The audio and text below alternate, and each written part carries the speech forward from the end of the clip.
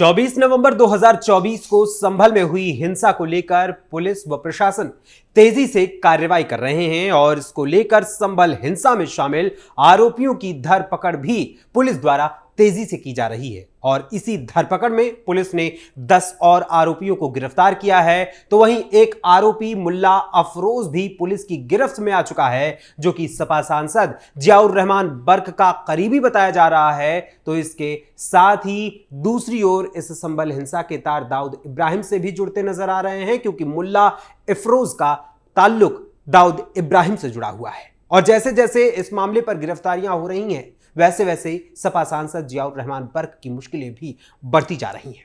आखिर क्या है दाऊद इब्राहिम से जुड़े गैंग का संभल हिंसा से कनेक्शन, और कैसे जुड़ रहे हैं सपा सांसद जियाउर रहमान बर्क से इसके तार, और किस तरीके से सपा सांसद जियाउर रहमान बर्क की बढ़ने वाली हैं मुश्किलें, आपको बताएंगे विस्तार से हमारे खास प्रोग्राम थर्ड आई के आज के इस अंक में।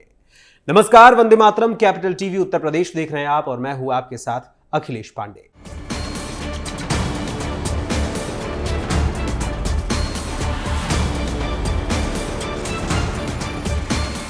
उत्तर प्रदेश के संभल में जामा मस्जिद में सर्वे के दौरान भड़के दंगे के एक आरोपी मुल्ला अफरोज को पुलिस ने अरेस्ट कर लिया है। नखासा थाना क्षेत्र में हुसैनी रोड का रहने वाला मुल्ला अफरोज सांसद जियाउर रहमान बर्क का करीबी बताया जा रहा है। पुलिस के मुताबिक दंगा भड़काने के उद्देश्य से आरोपी ने अपने ही लोगों पर फायरिंग तक की थी। इससे 2 लोगों यानी बिलाल और अयान की मौत हुई थी। यह वारदात पिछले साल 24 नवंबर की दोपहर में हुई थी। पुलिस इस मामले की जांच कर रही है। संभल पुलिस के मुताबिक बिलाल और अयान की हत्या का मामले में यानी कि इस हत्या के मामले में उनके परिजनों ने अज्ञात के खिलाफ केस दर्ज कराया था, जिसके बाद पुलिस ने मामले की जांच शुरू की और एक वीडियो फुटेज की मदद से उसी के आधार पर आरोपी की पहचान की। और आरोपी की पहचान होने के बाद मुकदमे में आरोपी मुल्ला अफरोज को नामजद किया था। इसके बाद पुलिस ने दबिश देकर उसे अब अरेस्ट कर लिया है। पुलिस ने आरोपी के पास से वारदात में इस्तेमाल देशी तमंचे के अलावा 15 जिंदा कारतूस बरामद किए हैं और उस हिंसक घटना में 5 लोगों की मौत हुई थी। संभल दंगे के 10 आरोपी हत्थे चढ़े। पुलिस के मुताबिक इस मामले में शनिवार को मुल्ला अफरोज समेत 10 आरोपियों को अरेस्ट किया गया था। वहीं पुलिस ने अब तक 70 से अधिक आरोपियों को अरेस्ट कर जेल भेज दिया है। इस मामले में पुलिस ने अलग अलग आधा दर्जन से अधिक मुकदमे दर्ज किए हैं और इन सभी मामलों में आरोपियों की गिरफ्तारी लगातार की जा रही है। पुलिस के अनुसार इस वारदात को संभल से बाहर यानी कि संभल के बाहर से ही इसको प्लान किया गया था और स्थानीय लोगों को भड़काकर इसे अंजाम दिया गया था और इसे व्यापक स्तर पर भी भड़काने की और भी बड़ी साजिश रची गई थी। संभल के एडिशनल एसपी ने किया खुलासा। संभल पुलिस के एडिशनल एसपी श्रीश चंद्र के अनुसार इस मामले में शारिक साटा गैंग के गिरफ्तार किए गए मुल्ला अफरोज से 32 बोर की पिस्टल भी बरामद हुई है, जो कि संभल हिंसा के दौरान इस्तेमाल की गई थी और इसी पिस्तौल से अयान और बिलाल अंसारी की हत्या की गई थी। जी हां, संभल पुलिस के मुताबिक गिरफ्तार आरोपियों में से एक मुल्ला अफरोज शारिक साटा गैंग से जुड़ा हुआ है। यह आरोपी दुबई में बैठे शारिक साटा से लगातार संपर्क में रहता था। शारिक साटा उत्तर प्रदेश का मोस्ट वांटेड अपराधी है और वो अंडरवर्ल्ड डॉन दाऊद इब्राहिम और पाकिस्तानी खुफिया एजेंसी ISI के लिए भी काम करता है। वही गौरतलब है कि इससे पहले पिछले महीने की 24 तारीख को पुलिस ने 7 लोगों को गिरफ्तार किया था। इस मामले को लेकर ASP श्रीश चंद्र ने बताया था उस दौरान कि गिरफ्तार किए गए लोगों की पहचान शोएब, सुजाउद्दीन, राहत, मोहम्मद आजम, अजहरुद्दीन, जावेद और मुस्तफा के रूप में हुई थी। अन्य आरोपियों की तलाश की जा रही है और बाकी और भी जितने आरोपी अभी भी बचे हुए हैं 70 आरोपियों के अलावा उनकी भी तलाश लगातार की जा रही है। संभल हिंसा मामले में दर्ज है 11 FIR। गौरतलब है कि संभल हिंसा मामले में पुलिस द्वारा 11 FIR दर्ज की गई है। संभल में बीते नवंबर महीने में 19 तारीख से ही तनाव बना हुआ है, यानी कि 19 नवंबर से ही यहां पर तनाव लगातार बना हुआ है। स्थानीय शाही जामा मस्जिद में एक याचिका पर अदालत के आदेश के बाद सर्वेक्षण किया गया था, जिसमें दावा किया गया था कि वहां हरिहर मंदिर था। 24 नवंबर को हिंसा तब भड़की जब मस्जिद का सर्वेक्षण दोबारा से किया जा रहा था। इस दौरान पक्का बाग, हिंदूपुरा, सखेड़ा में पथराव हुआ था। पुलिस की मोटरसाइकिल जला दी गई थी। पुलिस की पिस्तौल की मैगजीन और कारतूस लूट लिए गए थे, जिसके बाद नखासा थाने में मामला भी दर्ज किया गया था। वहीं इस हिंसा का मुख्य आरोपी सपा सांसद जियाउर रहमान बर्क को पुलिस की ओर से बनाया गया था और उनके खिलाफ एक एफआईआर दर्ज की गई थी, जिसमें सबसे ऊपर उन्हीं का नाम था। सपा सांसद जियाउर रहमान बर्क के भाषण से भड़की थी हिंसा। पुलिस का आरोप है कि सपा सांसद जियाउर रहमान बर्क के भड़काऊ भाषण की वजह से ही असल में 24 नवंबर 2024 को संभल में हिंसा हुई थी। लेकिन जियाउर रहमान बर्क ने कहा था कि वो पढ़े लिखे इंसान हैं।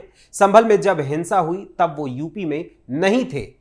उन्होंने कहा कि वो उस समय बेंगलुरु में थे, all India Muslim personal law board की मीटिंग में। उनके खिलाफ राजनीतिक साजिश के तहत एफआईआर दर्ज की गई है, जिसको रद्द कराने के लिए जियाउर रहमान बर्क इलाहाबाद हाईकोर्ट की शरण में भी पहुंचे हुए थे, लेकिन वहां से उन्हें करारा झटका लगा था। अखिलेश के चहेते बर्क को हाईकोर्ट से लगा था बड़ा झटका। संभल की शाही जामा मस्जिद में 24 नवंबर 2024 को सर्वे के दौरान हुई हिंसा मामले में समाजवादी पार्टी के सांसद और अखिलेश यादव के चहेते जियाउर रहमान बर्क ने अपने खिलाफ दर्ज हुई एफआईआर को रद्द कराने के लिए इलाहाबाद हाईकोर्ट का रुख किया था और एक याचिका डाली थी, मगर इलाहाबाद हाईकोर्ट ने सपा सांसद जियाउर रहमान बर्क के खिलाफ दर्ज की गई पुलिस की एफआईआर रद्द करने की मांग को ठुकरा दिया था। कोर्ट ने कहा कि इस मामले में एफआईआर रद्द नहीं होगी और पुलिस की जांच जारी रहेगी। हालांकि हाईकोर्ट ने पुलिस को फौरी तौर पर सांसद बर्क को गिरफ्तार नहीं करने का आदेश दिया था, यानी तुरंत उनकी गिरफ्तारी नहीं हो सकती थी। वहीं कोर्ट ने कहा था कि जिन धाराओं में सपा सांसद जियाउर रहमान बर्क के खिलाफ एफआईआर दर्ज की गई है, उनमें 7 साल के कम से यानी कि 7 साल से भी कम की सजा का प्रावधान है। इस मामले में पुलिस सांसद बर्क को नोटिस जारी करेगी और नोटिस जारी कर उन्हें पूछताछ के लिए बुला सकती है और साथ ही सपा सांसद जियाउर रहमान बर्क को पुलिस की जांच में सहयोग करने का भी आदेश दिया था। इसके साथ ही कोर्ट ने सपा सांसद जियाउर रहमान बर्क को आगाह भी किया था। कोर्ट ने कहा था कि सपा सांसद जियाउर रहमान बर्क अगर पुलिस के नोटिस देने पर भी अपना बयान दर्ज कराने के लिए नहीं आते हैं तो ऐसी परिस्थिति में पुलिस की जांच में सहयोग नहीं करने पर उनकी गिरफ्तारी हो सकती है। और इसके साथ ही कोर्ट ने इस मामले में सुप्रीम कोर्ट के एक पुराने आदेश पर अमल करने को भी कहा था। संभल में 24 नवंबर 2024 को मस्जिद सर्वे को लेकर भड़की हिंसा के मामले में पुलिस ने सपा सांसद जियाउर रहमान बर्क को आरोपी नंबर 1 बनाया है और उनके खिलाफ कई धाराओं में एफआईआर दर्ज है। वहीं इसके साथ ही आरोपी नंबर 2 के रूप में संभल के स्थानीय सपा विधायक इकबाल महमूद के बेटे के खिलाफ एफआईआर दर्ज की गई है। बिजली विभाग और प्रशासन की बर्क पर कार्रवाई। गौरतलब है कि सपा सांसद जियाउर रहमान बर्क के ऊपर न सिर्फ संभल हिंसा मामले में ही भड़काऊ भाषण देने का मुकदमा दर्ज किया गया है, बल्कि यूपीपीसीएल की ओर से भी उन पर बिजली चोरी करने के मामले में भी एफआईआर दर्ज की गई है और साथ ही उन पर 1 करोड़ 91 लाख रुपए का जुर्माना भी लगाया गया था।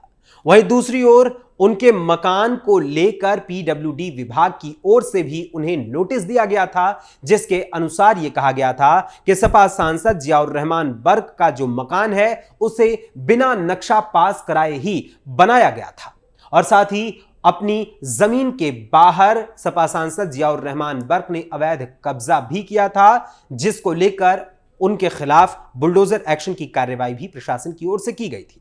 वहीं इसके साथ ही यूपीपीसीएल के अधिकारियों व कर्मचारियों ने जब वहां मौके पर जाकर सपा सांसद जियाउर रहमान बर्क के घर बिजली चोरी की जांच की और उसका पता लगाने का प्रयास वो कर रहे थे, तो उस दौरान सपा सांसद जियाउर रहमान बर्क के पिता ममलूकुर रहमान बर्क ने उन्हें धमकाया था, जिसको लेकर उनके खिलाफ भी एफआईआर दर्ज की गई थी। सपा सांसद बर्क का दाऊद से कनेक्शन।